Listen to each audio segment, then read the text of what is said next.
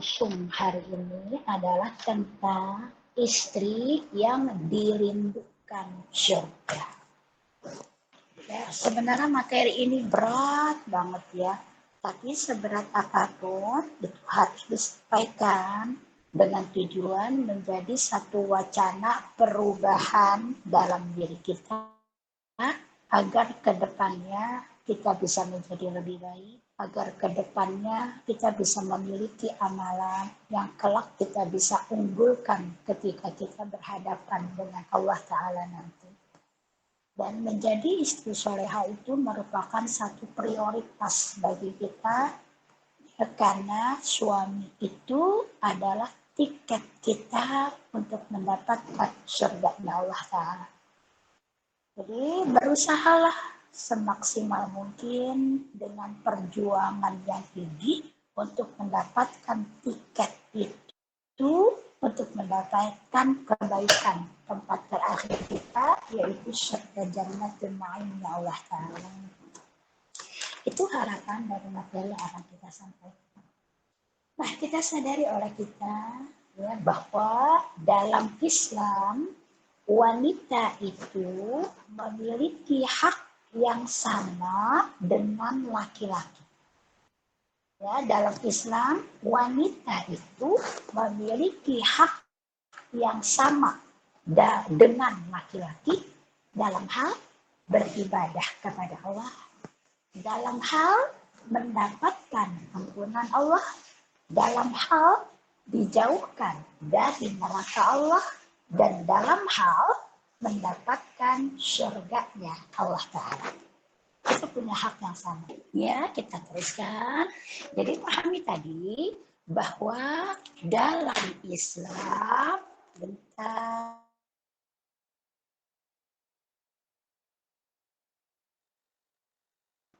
Nah, jadi pahami oleh kita poin pertama dulu, bahwa dalam Islam wanita itu memiliki hak yang sama dengan laki-laki dalam hal beribadah kepada Allah, dalam hal mendapatkan ampunannya Allah, dalam hal keinginan dijauhkan dari neraka Allah, dalam hal mendapatkan surganya Allah Ta'ala.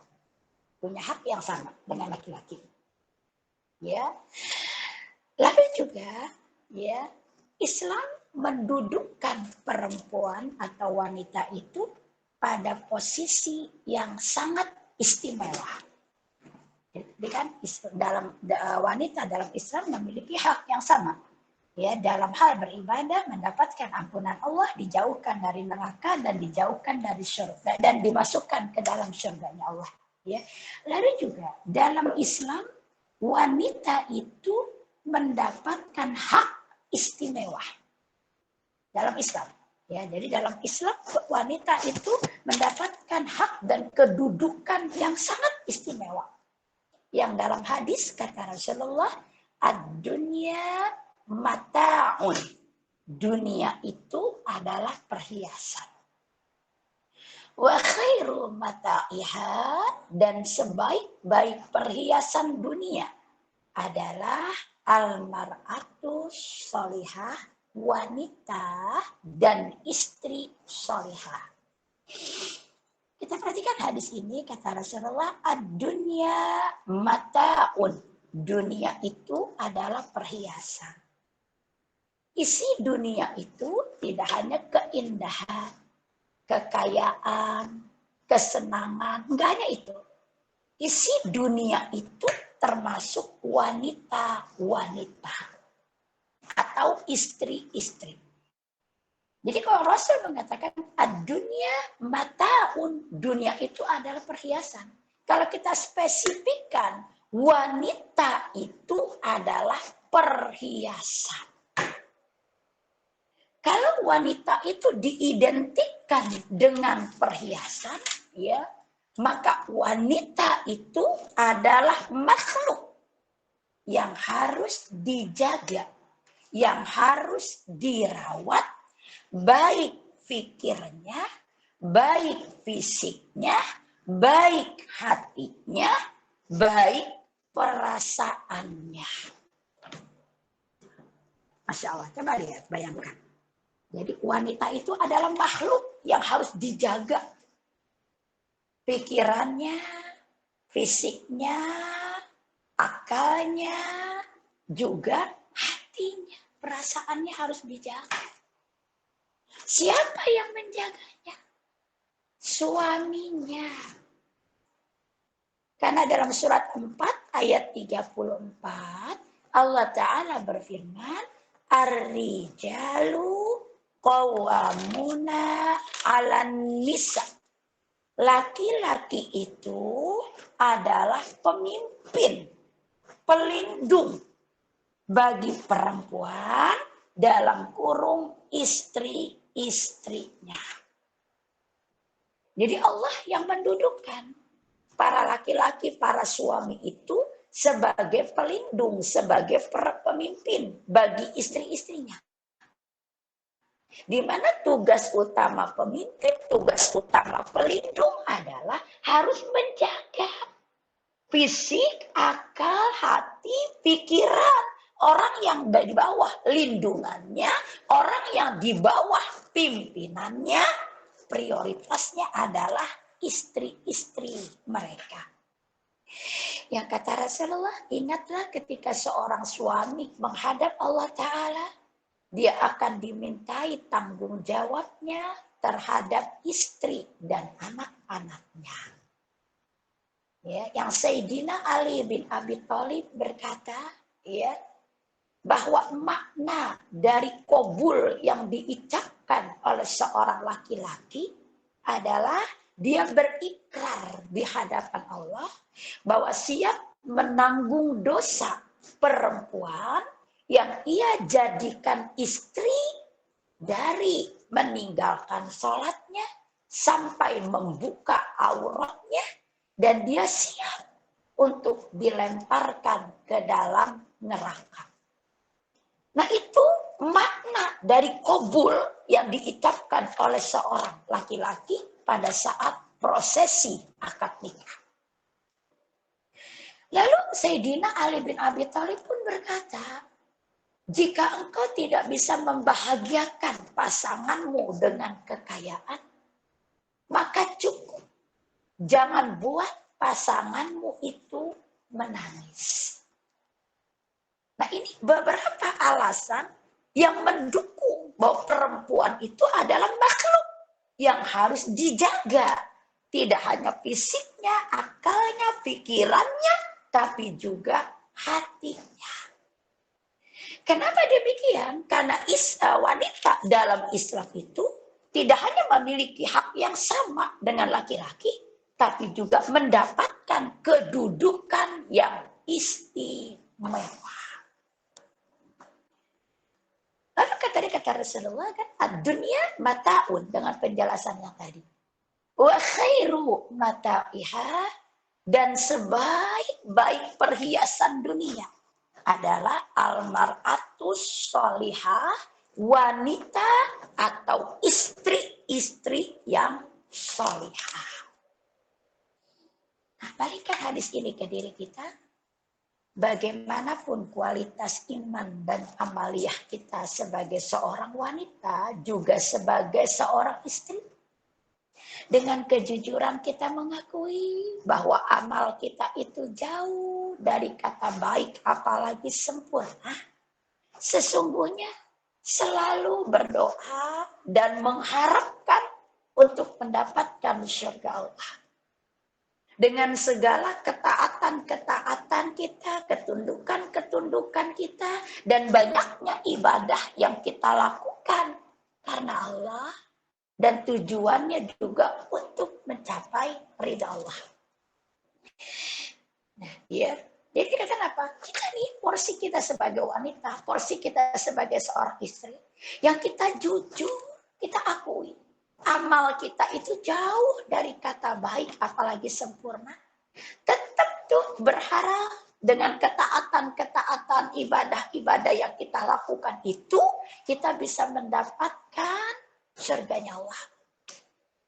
Ya, tetapi akankah kita ini masuk surga Allah itu dalam rahasia Allah. Allah memang menjanjikan semua makhluknya pasti masuk surga. Di mana janjinya itu? Kita lihat saat Rasulullah menghadapi sakaratul maut. Rasulullah berucap, ummati, ummati, ummati. Kata malaikat Jibril, wahai Rasulullah, sesungguhnya surga itu haram sebelum umatmu masuk di dalamnya. Atau pada bab taubat 66 ayat 8 Allah Ta'ala mengatakan, ya ayyuhalladzina amanu tubu ilallah taubatan nasuha. Wahai orang-orang yang beriman, bertobatlah kepada Allah dengan taubatan nasuha. Yang Allah akan memberikan balasan dengan taubatan nasuha itu, asa rabbukum ayyukaffira ankum sayiatikum. Mudah-mudahan dengan taubat itu Allah akan menghapuskan seluruh kesalahan-kesalahanmu. Lalu kata Allah, wa yudkhilakum jannatin tajri min tahtihal anhar, dan Allah akan memasukkan kamu ke dalam surga yang mengalir sungai-sungai di bawahnya. Pada ayat itu Allah menjanjikan dengan amalan taubat itu Allah menghapuskan dosa kita dan memasukkan kita ke dalam surganya Allah. Atau lagi dalam surat Ali Imran ayat 133. Ada janji Allah, wasari'u ila maghfiratin mir rabbikum. Bersegeralah kamu kepada ampunan Allah. Wa jannatin arduhas samawati wal ardh, dan kepada surga yang luasnya seluas langit dan bumi. Uiddat lil muttaqin, yang Allah sediakan untuk orang-orang yang bertakwa. Di situ ada janji Allah bahwa Allah memang sudah mempersiapkan surga itu untuk orang-orang yang bertakwa. Dengan cara apa? Adanya ibadah. Yaitu tadi wasari'u ila maghfiratin mir rabbikum, bersegera kepada ampunan Allah, artinya bersegera kepada taubat. Sebanyak apapun dosa kita, yang kata Rasulullah, Allah pasti akan menerima taubatmu selagi matahari terbit bukan di tempat terbenamnya.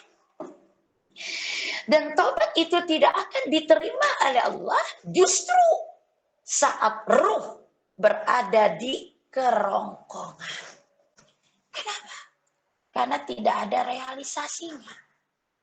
Istilah kita cuma omong kosong doang. Yang kita pahami dari beberapa ayat ini adalah bahwa Allah memang menjanjikan, sudah mempersiapkan surga kepada setiap hambanya. Tetapi apakah kita bisa masuk surga Allah atau tidak?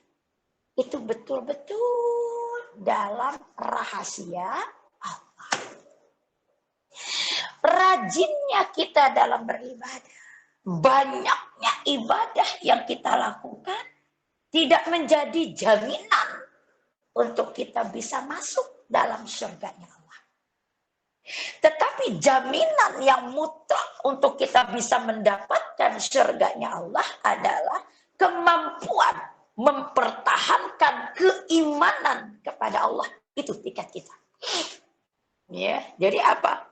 Jaminan yang mutlak, betul-betul mutlak untuk kita mendapatkan surga Allah adalah kemampuan mempertahankan keimanan kepada Allah.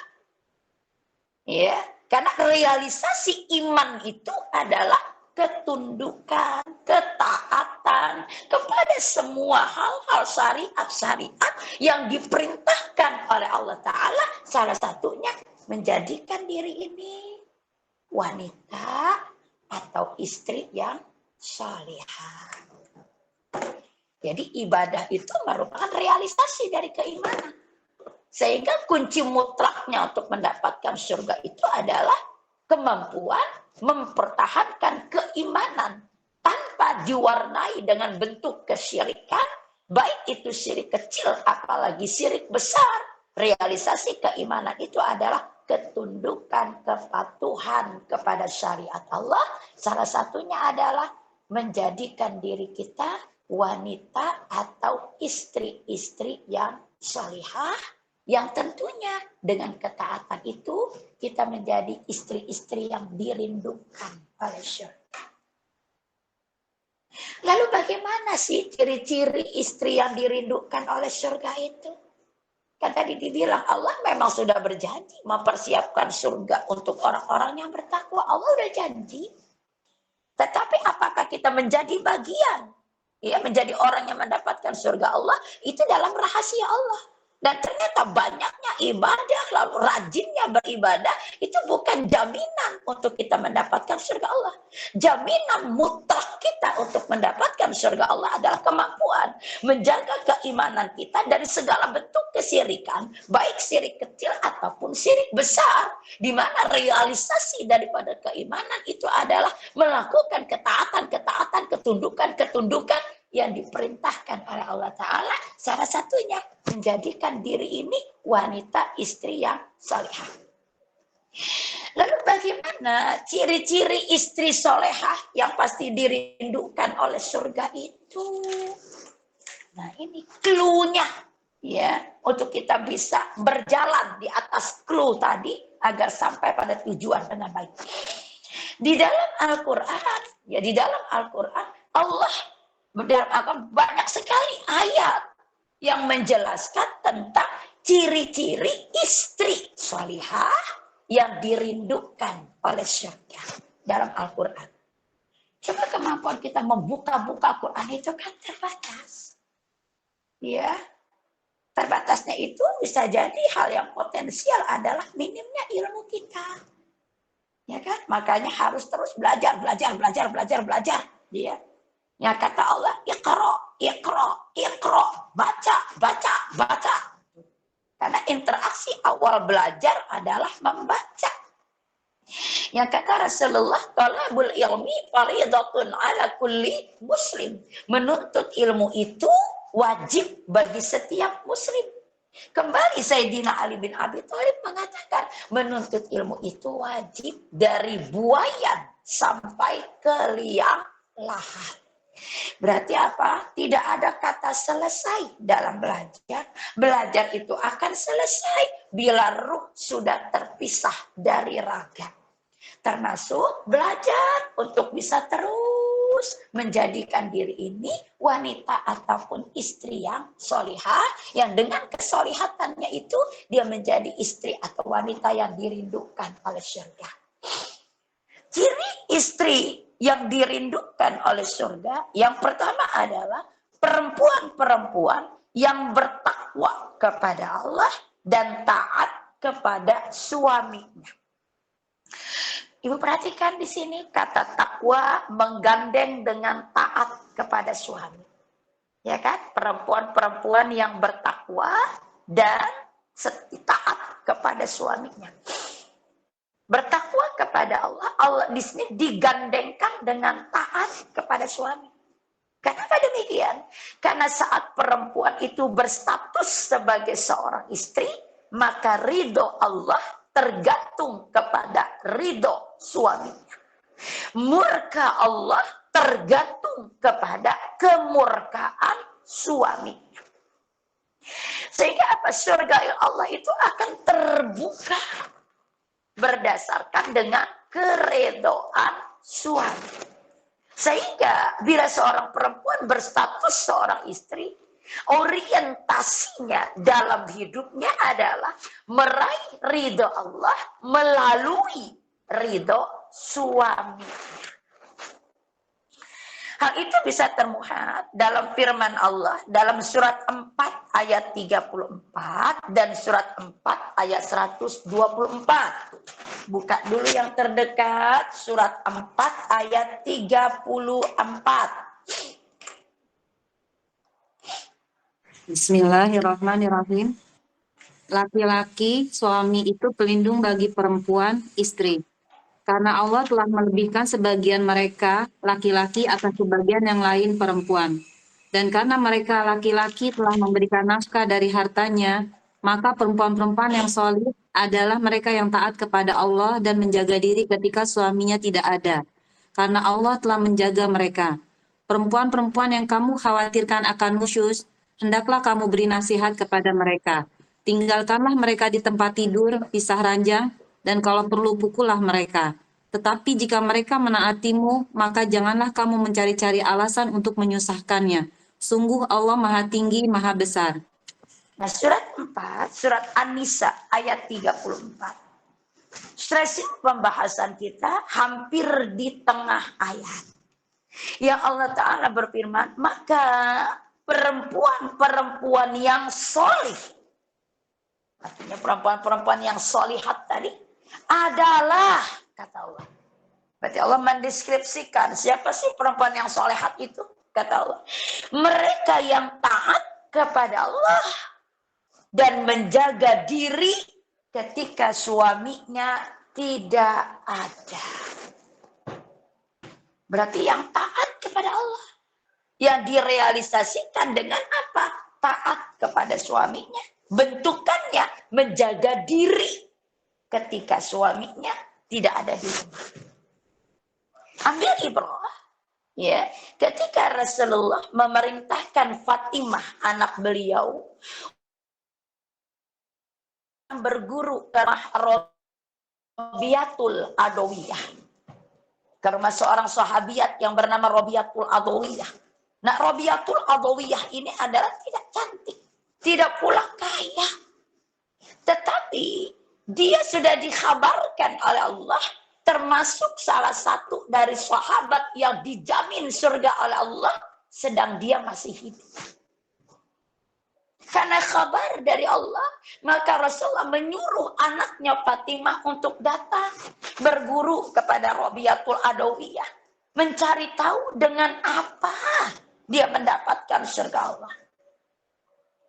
Fatimah datang membawa anaknya Hasan dan Husain. Diketuk pintunya Robiatul Adawiyah, mengucapkan salam, assalamualaikum. Nggak dibukakan pintu oleh Robiatul Adawiyah. Pulang.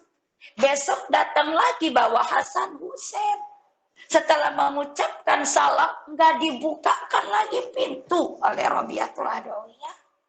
Besok kali ketiga datang lagi Fatimah sendirian, nggak bawa Hasan Husain. Kata Fatimah, kenapa? Kali pertama dan kedua aku datang, engkau nggak bukakan pintu. Sementara aku tahu engkau ada dalam rumah. Kata Robiatul Adawiyah, karena engkau datang ke rumahku membawa 2 orang laki-laki saat suamiku tidak ada di rumah. Bayangkan Bu, Masya Allah. Padahal itu kan cucunya Rasulullah. Cucu orang yang dihormati, disungkani. Kita aja kalau Pak RT datang aja kan segitu sungkannya. Pak, apa begitu? Anak Pak RT lewat, nah, apa begitu? Apalagi Pak Lurah yang lewat kan. Nah, sekarang aja hukum kan tidak berlaku bagi anak pejabat. Dengan berbagai macam tuh dalil dan kelihayan-kelihayannya. Tapi ini Robiatul Adawiyah bisa mengesampingkan semua itu hanya karena apa? Mencari ridho Allah lewat ridho suaminya. Bentuknya dia tidak mau memasukkan laki-laki yang bukan mahramnya saat suaminya tidak ada di rumah. Masya Allah, wajar. Jadi kalau Robiatul Adawiyah masih hidup, tapi Allah sudah mengkhabarkan bahwa beliau salah satu dari sahabiat yang dijamin surga oleh Allah. Dengan bentuk apa? Amal solehnya, wujudnya, ketaatannya kepada Allah. Bentukannya, dia menjaga kehormatan dirinya saat suaminya tidak ada di rumah. Ya. Jadi dikatakan tadi ya bahwa ciri istri yang dirindukan oleh surga itu yang pertama, yang bertakwa kepada Allah. Realisasinya menjaga diri. Menjaga diri saat suaminya tidak ada di rumah, artinya betul-betul menjaga kehormatan suaminya.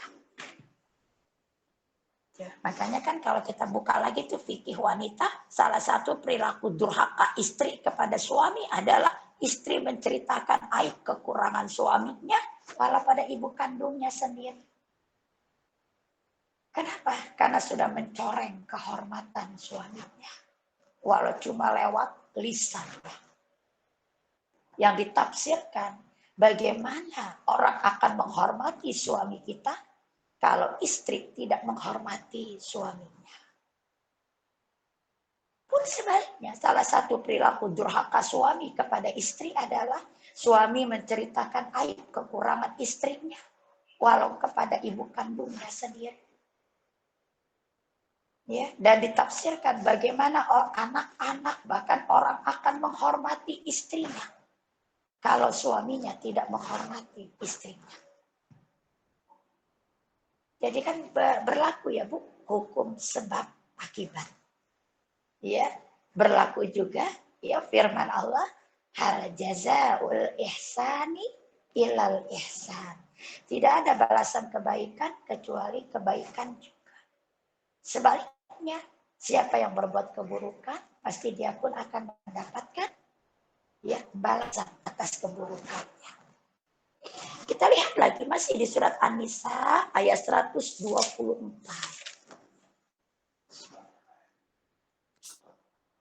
Dan barang siapa mengerjakan amal kebajikan, baik laki-laki maupun perempuan, sedang dia beriman, maka mereka itu akan masuk ke dalam surga dan mereka tidak dizalimi sedikit pun. Ini lebih global, ya, lebih luas. Apa kata Allah? Dan barang siapa mengerjakan kebajikan, artinya kesolehatan, artinya amal soleh, baik laki-laki maupun perempuan, dengan syarat dalam keadaan beriman. Syaratnya nih Bu, ya dalam keadaan beriman. Artinya bertakwa kepada Allah, menjaga keimanannya dari segala bentuk kesyirikan, baik itu syirik kecil ataupun syirik besar. Salah satu seorang istri yang berbakti kepada suaminya dalam keadaan beriman kepada Allah, kata Allah, ya, maka mereka itu masuk ke dalam surga dan mereka tidak dizalimi sedikit pun. Di sini Allah menjanjikan surga buat siapapun, baik laki-laki ataupun perempuan yang melakukan amal soleh, syaratnya dalam keadaan beriman kepada Allah.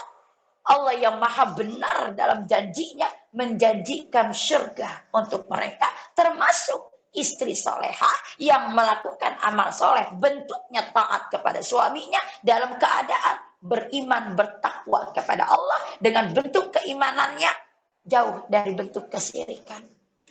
Allah menjanjikan dia surganya Allah.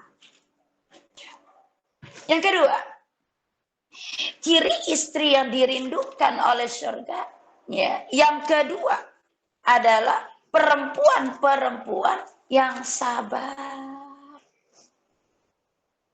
Yang sabar. Jadi perempuan-perempuan yang sabar. Sadari oleh kita, hidup itu adalah proses belajar. Manusia terlahir itu nggak tahu apa-apa kan? Maka apa? Seiring umur dia belajar. Kasat mata kita, dia belajar untuk apa? Mendengar sekitarnya, lalu merespon dengan gerakan fisiknya. Dia belajar untuk melihat siapa ibunya, siapa ayahnya. Dia belajar untuk berbicara. Dia belajar untuk duduk. Dia belajar untuk berdiri. Dia belajar untuk berjalan. Dia belajar untuk berlari. Dia belajar untuk memahami kehidupan akhirnya. Seiring umurnya. Dan seiring umurnya pun sunnatullah, dia pun akan menikah. Dan pernikahan itu adalah proses belajar. Belajar untuk menjadi manusia yang lebih dewasa, yang di dalamnya dia belajar untuk memahami orang lain. Dia belajar untuk mentoleransi kekurangan orang lain. Dia belajar untuk menghargai pendapat orang lain. Dia belajar untuk menerima dengan lapang kebenaran dari mulut orang lain. Itulah pernikahan. Yang apabila sukses belajarnya kita dalam pernikahan, maka kita akan keluar ke masyarakat itu menjadi pribadi yang baik. Tapi bila kita gagal belajar dalam pernikahan itu, maka kita pun keluar menjadi manusia yang gagal dalam bermuamalah di masyarakat. Itu kunci. Maka dikatakan negara itu spesifiknya adalah keluarga. Manusia ini akan keluar dan menjadi manusia-manusia penerus bangsa yang baik tergantung keluarga. Ya, keluarga ini basic semua segala-galanya. Bila keluarga itu sukses, maka dia pun akan keluar menjadi manusia yang sukses. Bila keluarga itu hancur, maka dia pun akan keluar sebagai manusia yang gagal. Nah, dalam belajar itu, berarti kan pernikahan itu adalah proses belajar.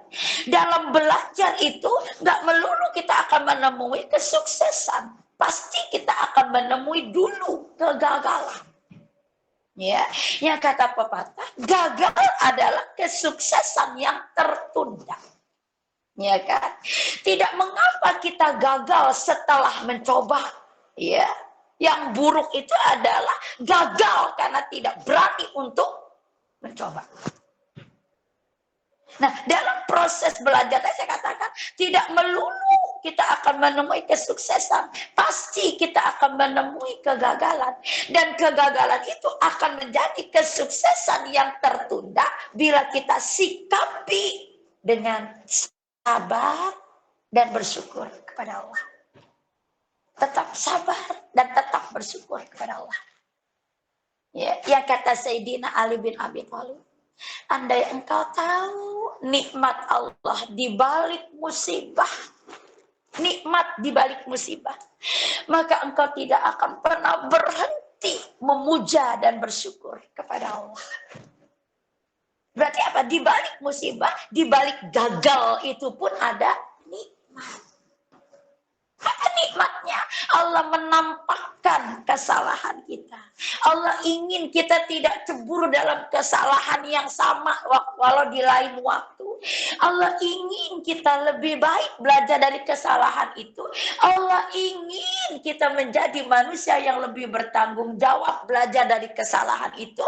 Dan Allah ingin kita melahirkan generasi-generasi yang lebih baik dengan berkaca dan belajar dari kesalahan itu. Ini yang kata Rasulullah, sungguh mengagumkan urusan pada setiap mukmin dan tidak ada kecuali pada diri seorang mukmin. Bila diberi nikmat, dia bersyukur. Wujud syukurnya dia dekati Allah.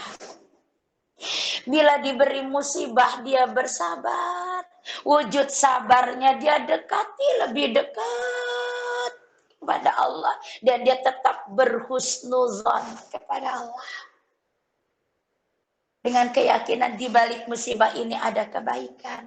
Dengan musibah ini Allah sedang menyayanginya. Dengan musibah ini Allah sedang menegur kesalahannya. Dengan musibah ini Allah mengingati dia agar jangan jatuh pada kesalahan lagi. Dengan musibah ini Allah ingin dia menjadi kuat. Dengan musibah itu Allah ingin dia lebih dewasa. Dengan musibah itu Allah ingin dia menjadi manusia yang bijaksana. Dengan musibah itu Allah ingin dia sukses. Enggak hanya dunia, juga akhiratnya. Dan kedua keadaan itu baik baginya. Berarti apa? Kedua keadaan yang harus ada pada diri seorang muslim. Bila dikasih nikmat, bersyukur, dekati Allah. Karena nikmat itu datangnya dari Allah. Ujian juga dari Allah. Dan itu pun harus dipertanggungjawabkan di hadapan Allah. Bila diberi musibah, dia bersabar. Bentuk sabarnya dia dekati Allah lebih dekat. Dia pulang kepada Allah. Dia kembali kepada Allah. Dengan keyakinan sekuat apapun dia tidak akan pernah bisa mendapatkan solusi terbaik atas masalahnya. Dia meyakini di balik masalah itu Allah lengkapi dengan kunci penyelesaiannya. Cuma syaratnya pulang kepada Allah. Kembali kepada Allah. Yang memiliki jiwa kita, yang sangat tahu yang terbaik untuk kita, bahkan taunya Allah melebihi taunya kita sendiri atas diri kita sendiri.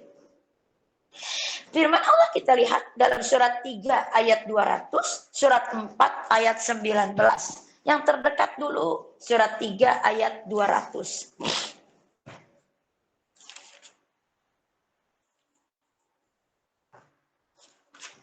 Bismillahirrahmanirrahim. Yes. Wahai orang-orang yang beriman, bersabarlah kamu dan kuatkanlah kesabaranmu, dan tetaplah bersiap siaga di perbatasan negerimu, dan bertakwalah kepada Allah agar kamu beruntung.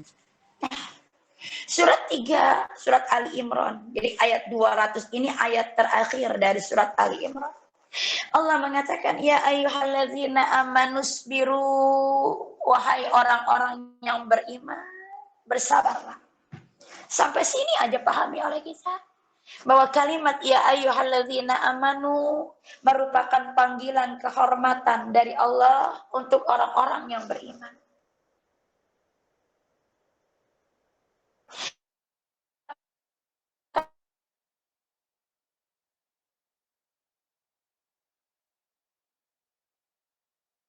Perintah Allah. Di mana makna perintah ini merupakan wujud cinta Allah, wujud kasih sayang Allah untuk kebaikan hambanya. Di ayat ini kata Allah, ya ayyuhalladzina amanusbiru, wahai orang-orang yang beriman, bersabarlah. Ya. Jadi apa? Allah memberikan tuh ya wujud cinta kasih sayangnya pada orang yang beriman itu untuk sabar.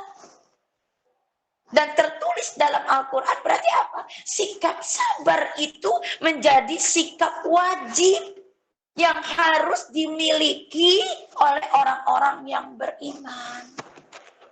Sudah diperintahkan untuk sabar, kata Allah, wasabiru, kuatkan kesabaranmu, warobitu, dan bersiap siagalah di setiap perbatasan negerimu. Ada apa?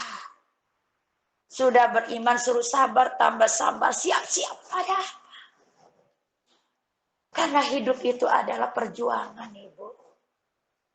Hidup itu adalah pengorbanan. Enggak ada hidup tanpa perjuangan, karena isi hidup itu adalah ujian demi ujian, masalah demi masalah. Ya, yang kata Rasulullah, apabila Allah menghendaki kebaikan untuk hambanya, maka Allah akan memberinya ujian demi ujian. Yang tanpa kesabaran, kita nggak akan mampu melalui ujian itu dengan kebaikan. Yang tanpa kesabaran, kita nggak akan mampu menjalani ujian itu. Hanya dengan sabar, kita bisa menjalani ujian demi ujian itu. Sabar di sini bukan berarti diam. Tapi sabar ini yang diikuti dengan unsur ikhtiar. Ikhtiarnya apa? Dibaca musibah itu dengan keyakinan di sini pasti ada kebaikan. Dengan amanah kembali kepada Allah, mengadulah kepada Allah. Ya, adalah betul Allah memberikan ujian kepada hambanya itu sesuai dengan kemampuannya. Betul. Tetapi ketika Allah berikan ujian dengan bekal mata iman hati, Allah suruh baca nih. Mampu enggak kita? Makanya dibilang amanahnya kembali kepada Allah. Kalau kita bilang, oh mampu saya, berarti orang yang sombong. Padahal belum tentu kita mampu. Makanya amanahnya suruh kembali kepada Allah. Mengadulah kepada Allah.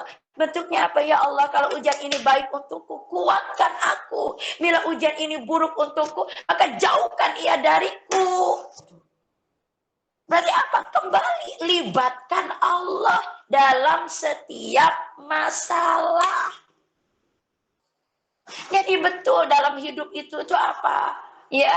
Karena Allah, bersama Allah, untuk Allah. Berarti melibatkan semua urusan itu kepada Allah. Ya, kita melakukan sesuatu karena Allah. Ya, tekniknya juga bersama Allah dengan tuntunan Allah. Tujuannya pun juga untuk Allah. Apapun urusan itu. Jadi jangan mengedepankan rasa kita. Tak, jangan. Iya, karena apa yang kita rasa baik belum tentu baik kata Allah. Apa yang kita rasa buruk belum tentu buruk kata Allah. Jadi ketika Allah timpakan apapun, entah itu kenikmatan, entah itu musibah, pasti memang sesuai kemampuan kita. Tapi amanahnya apa kata Allah? Ayo kembali kepada Allah. Adukan kepada Allah. Ya, kalau kita kuat, minta kekuatan pada Allah. Kalau kita nggak kuat, minta kepada Allah untuk dijauhkan. Bukan kita katakan langsung, oh Allah tuh menimpakan ujian sesuai kemampuan hamba, berarti saya mampu tanpa mendekati Allah. Salah. Sekuat apa, cerdas apa, kita nggak akan.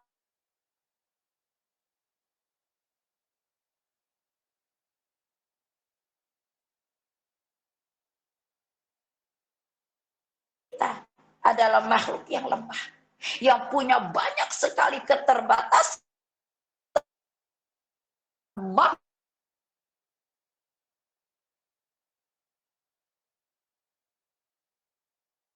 Karena na'budu wa iya karena sta'in.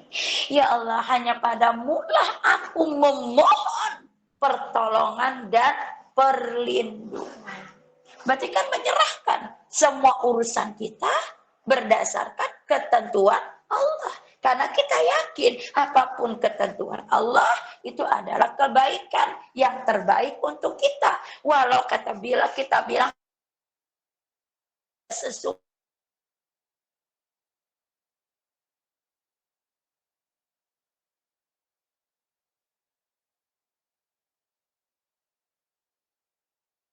yang bertakwa itu adalah orang-orang yang al-khauf minal jalil, takut pada azab Allah. Orang bertakwa itu adalah yang kedua, asyukru ala zazil, meneri bersyukur pada ketentuan Allah, realisasi takutnya. Orang yang bertakwa itu adalah ar-ridho bil qalil, ridho pada ketentuan Allah walau itu kecil-kecil dan menyakitkan sebagai realisasi takutnya kepada Allah. Dan orang yang bertakwa itu adalah al-istidadu liyaumir rahil, yang mengadakan persiapan untuk kematiannya, juga realisasi takutnya kepada Allah. Jadi kalau kita ngaku orang yang bertakwa, apa? Harus ridho menerima ketentuan Allah. Walau kata otak kita dengan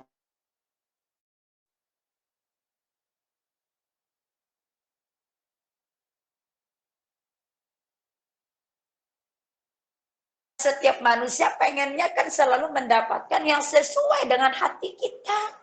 Makanya manusia itu kebanyakan kalau curhat jarang yang mencari kebenaran, sering dan banyaknya mencari pembenaran,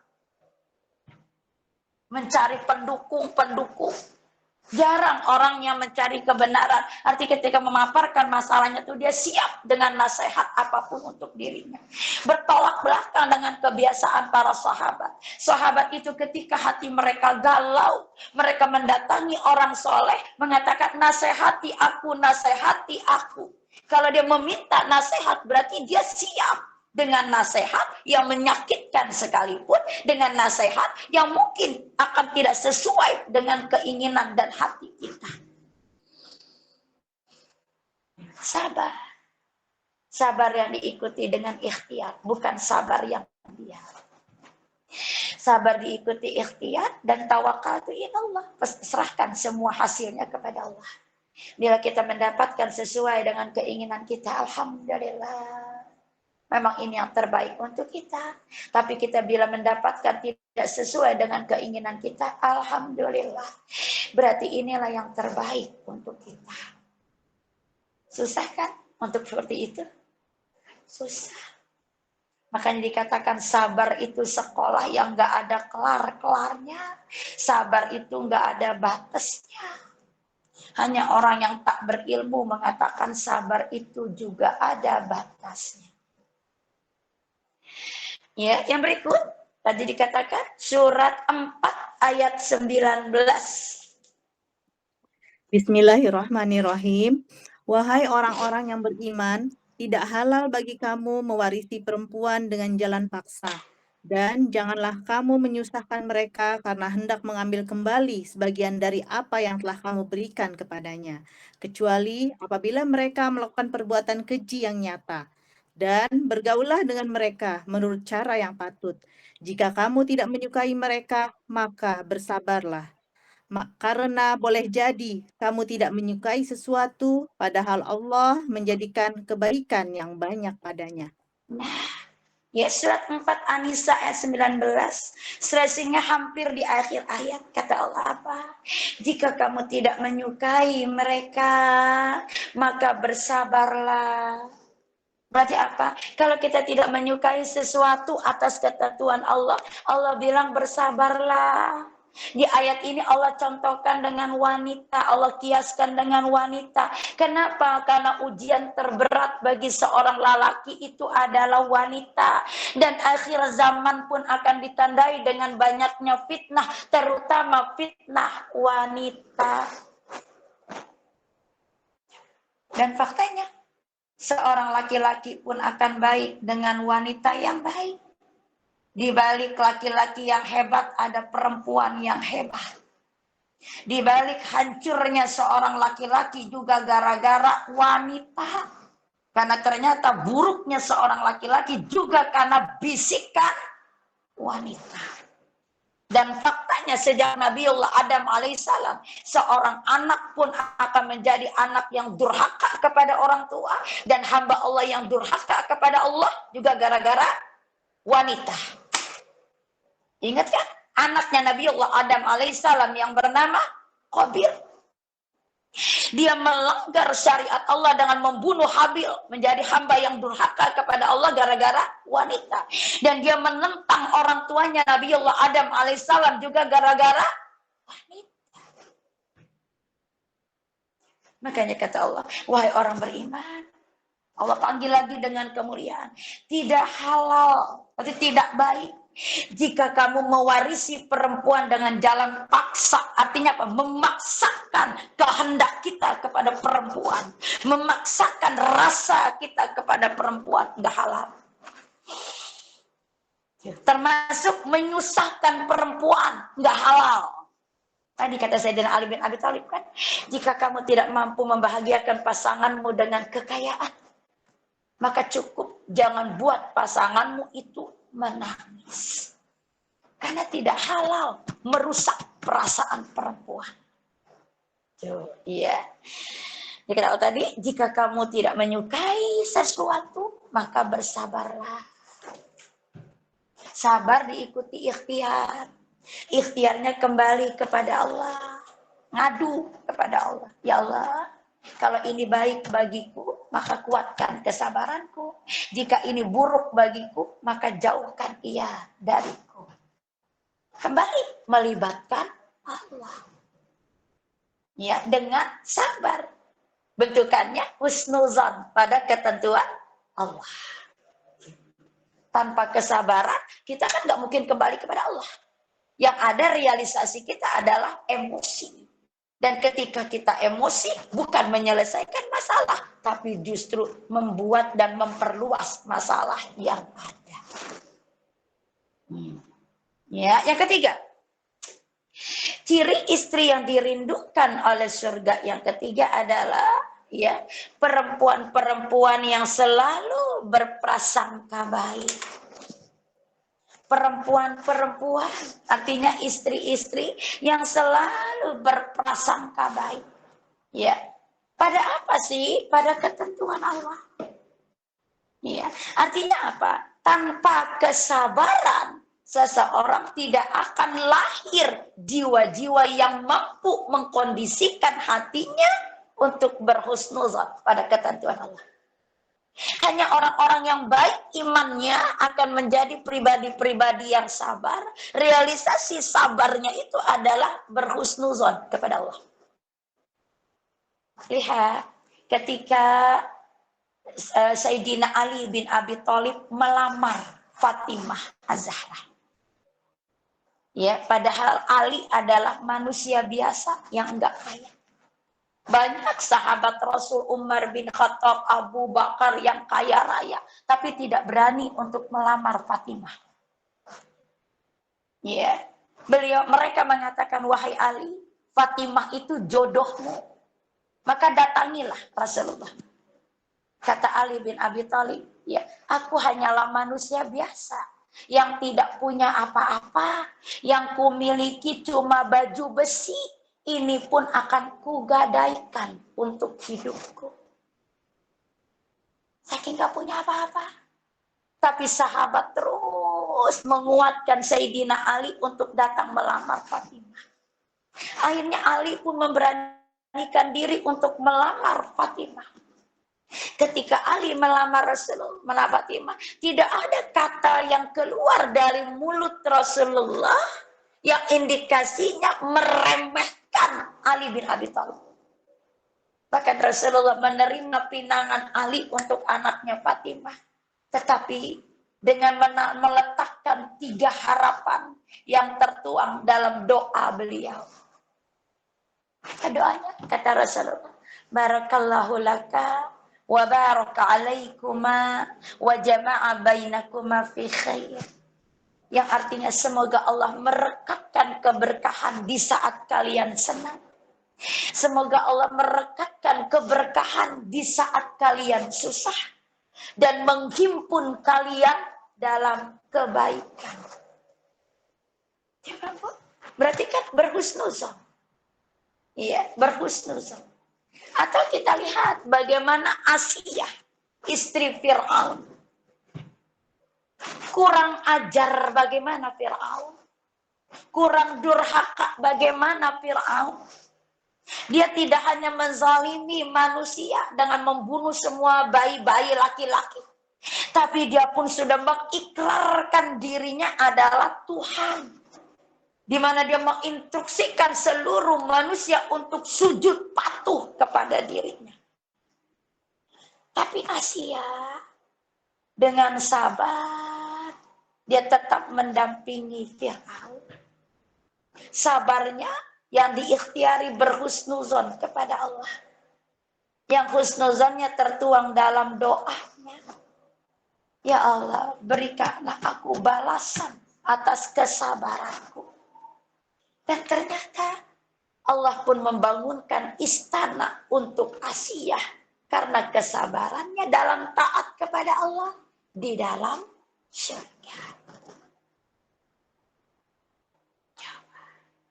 Ya. Gitu. Atau kita lihat bagaimana Ummu Salamah yang ketika ditinggal wafat oleh suaminya Abu Salamah.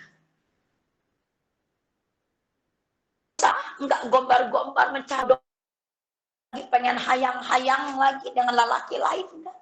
Tapi dia apa? Ya, mengabdikan sisa umurnya untuk membesarkan anak-anaknya. Dengan sabar dan berhusnuzon kepada Allah. Insya Allah di balik musibah ini Allah menjanjikan yang terbaik untuknya. Maka datanglah Umar bin Khattab melamar Ummu Salamah. Kata Ummu Salamah, tidak ada yang bisa menggantikan kedudukan Abu Salamah di hatiku. Mundur dong Umar bin Khattab. Maju Abu Bakar As-Siddiq melamar Ummu Salamah. Kenapa sahabat berebut sih dapetin Ummu Salamah dan dia janda dengan 6 orang anak? Karena Ummu Salamah wanita cerdas yang sangat bijaksana. Abu Bakar pun ditolak. Kata Ummu Salamah, Abu Salamah adalah suami terbaik untukku. Akhirnya datang atas izin Allah, skenario Allah. Rasulullah melamar Ummu Salamah. Itu pun Ummu Salamah masih menolak. Tapi dengan kesungkanannya kepada manusia terbaik Rasulullah, penolakan itu ditulis dengan secarik kertas. Kata Ummu Salamah, ya Rasulullah, umurku sudah tua. Aku khawatir tidak bisa berbakti kepadamu. Yang kedua, kata Ummu Salamah, ya Rasulullah, anakku banyak. Aku takut akan merepotkan dan membebani dirimu. Yang ketiga, kata Ummu Salamah, ya Rasulullah, aku memiliki sifat pencemburu. Aku takut itu akan menjadi merusak rumah tanggamu. Rasul pun menjawab dengan secarik kertas. Kata Rasulullah, Mari kita habiskan masa tua bersama-sama. Anakmu akan menjadi anakku. Aku akan minta kepada Allah untuk mencabut sifat cemburu itu dari hatimu. Ummu Salamah gak bisa menolak lagi. Akhirnya mereka menerima. Ya, akhirnya Ummu Salamah menerima pinangan Rasulullah. Dan mereka menikah. Artinya apa? Di sini kita lihat bagaimana pribadi Ummu Salamah. Dia sabar menerima ketetapan Allah atasnya. Dengan tetap berhusnuzon kepada Allah. Insya Allah di balik musibah ini Allah menjanjikan yang terbaik. Dan ternyata Allah bersama sangkaan hambanya. Datanglah jodoh terbaik. Yaitu manusia terbaik di dunia juga di akhirat. Berarti apa? Sabar itu harus direalisasikan bentuknya husnuzon kepada ketentuan Allah. Kita lihat firman Allah surat 49 ayat 12.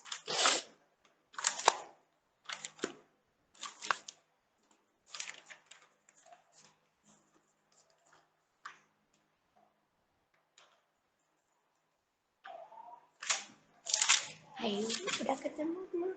Ayat 12 ya, surat 49 ayat 12. Bismillahirrahmanirrahim.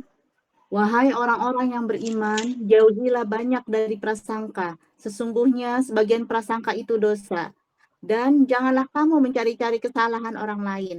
Dan janganlah ada di antara kamu yang menggunjing sebagian yang lain. Apakah ada di antara kamu yang suka memakan daging saudaranya yang sudah mati? Tentu kamu merasa jijik. Dan bertakwalah kepada Allah, sungguh Allah Maha Penerima Tobat, Maha Penyayang.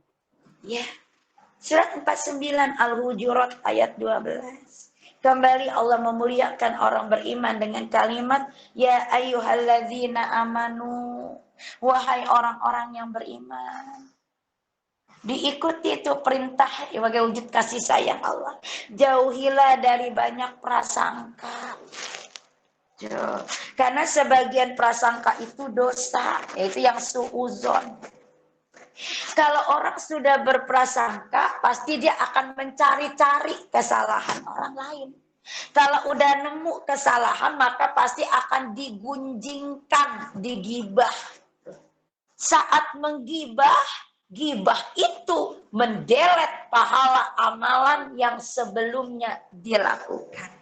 Makanya Allah larang untuk kita berprasangka dengan suuzon. Karena kalau sudah berprasangka pasti akan mencari kekurangan orang lain. Kalau udah nemu kekurangannya pasti akan digibahi. Ketika menggibah hangus, habis amalan kita, pahala amalan kita.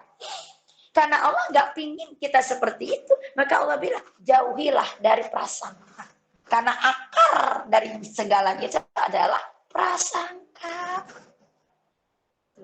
Bahkan sudah menghabisi pahala amalan yang sebelumnya kita lakukan. Karena gibah itu juga ya, Allah akan memberikan ganjaran kita memakan bangkai saudara yang kita gibahi. Tentu kamu jijik kan, kata Allah. Tentu kamu jijik. Kalau jijik maka jauhi, kata Allah. Di ayat-ayat kata Allah, sungguh Allah Maha Penerima Tobat, Maha Penyayang. Artinya apa? Dia pasti jatuh dalam kesalahan ini, ya berprasangka dengan suuzon kepada orang lain. Kita juga pasti pernah mencari-cari kekurangan orang lain. Kita juga pasti pernah menggibah aib orang lain. Tetapi saat tahu, kata Allah, Allah Maha Penerima Taubat. Artinya apa? Mohon ampun kepada Allah. Dengan bertaubat, artinya taubat sungguh-sungguh, di dalam kesungguhan ada janji tidak akan mengulangi lagi. Walau wajar dan sangat manusia itu kembali mengulangi kesalahan yang sama di lain waktu. Tapi kata Rasulullah, Allah tidak pernah bosan menerima istighfar hambanya. Maka apa kata Rasulullah? Perbanyak istighfar. Beruntunglah orang yang banyak beristighfar. Karena ternyata istighfar itu menghapus kesalahan. Baik yang kita sengaja ataupun gak sengaja. Yang kita sadari ataupun gak kita sadari. Yang kita ingat atau yang sudah kita lupa. Maka apa? Gak ada lisan yang keluar dari mulut orang beriman itu kecuali beristighfar. dan selalu berprasangka baik pada ketentuan Allah. Sangkaan baik itu akan terlahir kalau kita bisa sabar mensikapi ketentuan Allah. Sabar itu akan lahir dengan keyakinan semua ketentuan Allah adalah baik untuknya. Baru 3 dari 6, dari 7 malahan. Diterusin gak mungkin. Saya mau berangkat. Berangkatnya kemana? Ke Cikarang. Karena jadwal saya di PT Densok. Kenapa harus bersegera? Karena kita tidak pernah tahu kondisi tol. Daripada ugal-ugalan di tol, lebih baik spare waktu yang banyak. Lebih baik menunggu daripada ditunggu orang. Kan gitu, saya mah orang. Saya mah gegayaan. Ya. Jadi baru 3 dari 7. Maka insya Allah kita akan lanjutkan di pertemuan berikutnya. Ingatkan saya lagi kalau materi ini belum selesai. Insya Allah. Ya, mudah-mudahan bermanfaat. Ya, yang 3 ini bisalah menjadi cermin buat kita. Jangan pernah merasa baik kita sudah baik. Karena kata Rasulullah, beruntunglah orang yang merasa dirinya kurang, celakalah orang yang merasa celakalah orang yang merasa dirinya cukup, beruntunglah orang yang merasa dirinya kurang. Jadi jangan pernah merasa diri ini sudah baik. Tapi terus cambuk diri ini masih jauh dari kata baik. Sehingga memotivasi kita untuk terus berusaha belajar untuk menjadi baik. Ya, nah mudah-mudahan yang 3 ini menjadi wacana perubahan dalam diri kita. Semua kita belajar. Nggak ada manusia yang sempurna. Tapi yang terbaik adalah yang terus belajar untuk menjadi manusia yang lebih baik ke depan. Mudah-mudahan bermanfaat. Kita sudahi dengan istighfar. Astagfirullahaladzim, astagfirullahaladzim, astagfirullahaladzim wa atubu ilaih. Subhanaka Allahumma wa bihamdika asyhadu an la ilaha illa anta astaghfiruka wa atubu ilaih. Alhamdulillahirabbil alamin. Assalamualaikum warahmatullahi wabarakatuh.